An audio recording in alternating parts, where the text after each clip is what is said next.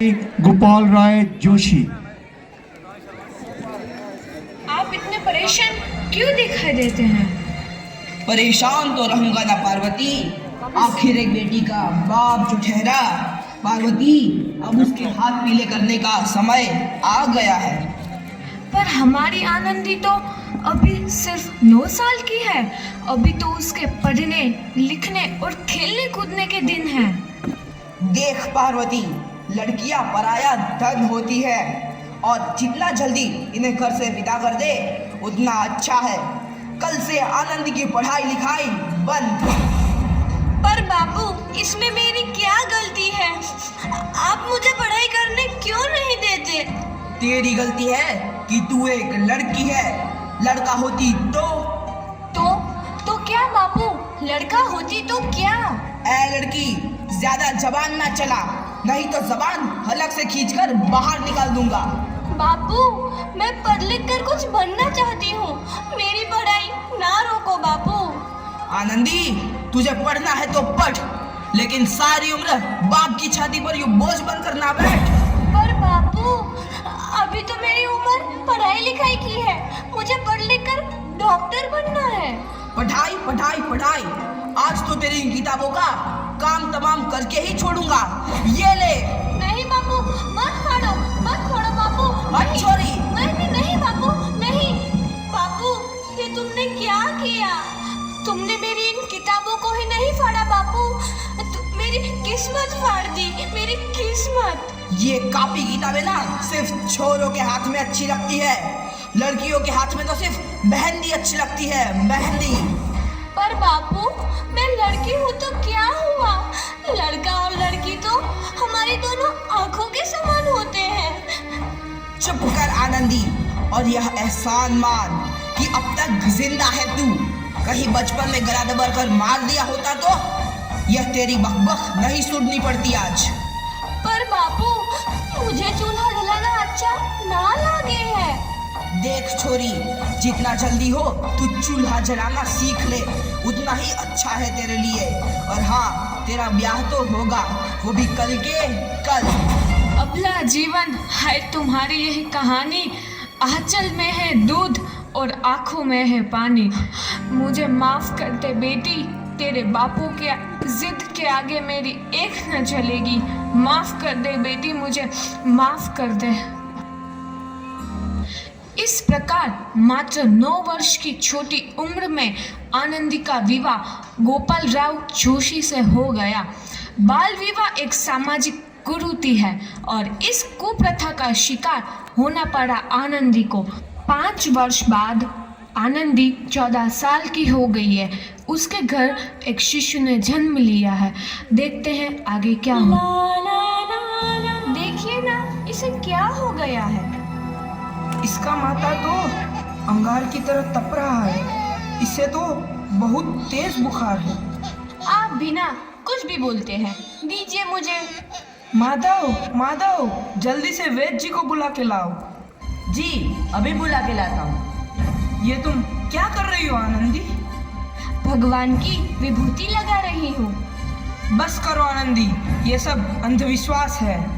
अरे आप यकीन तो कीजिए, भगवान की कृपा से इसका माथा ठंडा हो रहा है और बुखार भी उतर गया है ना बाबू? देखिए, दीजिए मुझे। उठो बाबू, आंखें खोलो, तुम्हें तुम्हारी माँ बुला रही है।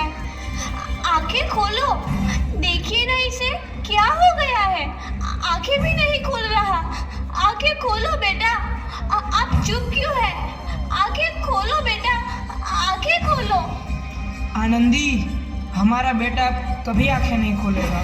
नहीं, ऐसा नहीं हो सकता। मेरे बेटे को मुझसे कोई नहीं छीन सकता, कोई नहीं छीन सकता। पागल मत बनो आनंदी। माधव,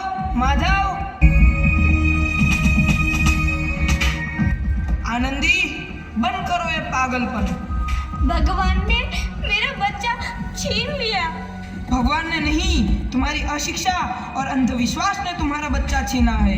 अगर तुम पढ़ी लिखी होती तो आज हमारा शिशु जीवित होता। तुम अनपढ़ थे आनंदी, अनपढ़। नहीं, अब मैं अनपढ़ नहीं रहूंगी मैं अनपढ़। मैं पढ़ूंगी ताकि कल किसी और आनंदी को इलाज के अभाव में अपना बच्चा ना खोना पड़े। शाबाश आनंदी, और यही तुम्हारे अपराध के लिए प्रायश्चित भी है।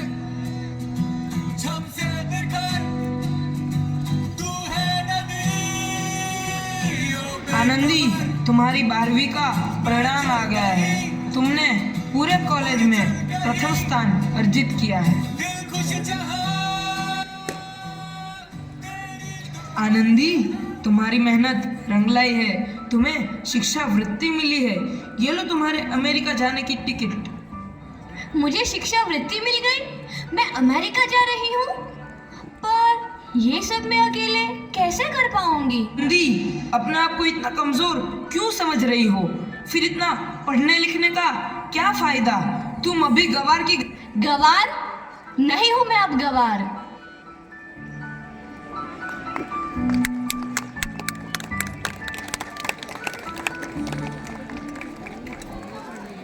तो इस प्रकार 7 अप्रैल 1883 को आनंदी अमेरिका के पेंसिल्वेनिया के लिए रवाना हुई और 3 साल बाद उन्होंने डॉक्टर ऑफ मेडिसिन की उपाधि प्राप्त कर ली।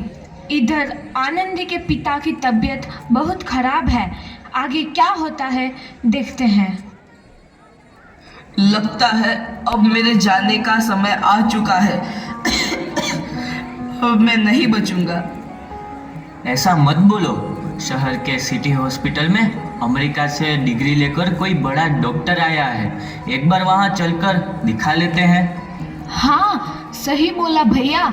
कम से कम दिल को तसल्ली तो मिल जाएगी। हाँ हाँ, चलो चलो जल्दी हॉस्पिटल चलते हैं।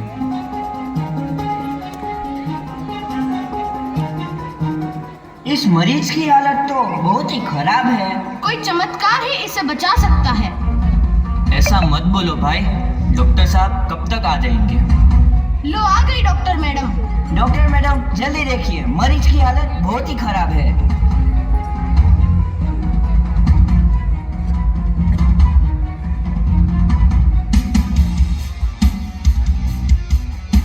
अब आप बिल्कुल ठीक हैं। मौत के मुंह से आपको बचाया है डॉक्टर मैडम ने। डॉक्टर साहब ने मुझे बचा लिया। मुझे मिलना है डॉक्टर साहब से। डॉक्टर साहब नहीं, डॉक्टर मैडम बोलो। डॉक्टर मैडम, उन्होंने ही तुम्हें जीवन दान दिया है। लो आ गई डॉक्टर मैडम, मिल लो उनसे। डॉक्टर मैडम, आपका बहुत बहुत धन्यवाद। आपने मेरी जान बचाई। इसके बदले में मैं गरीब भला आपको क्या दे सकता हूँ?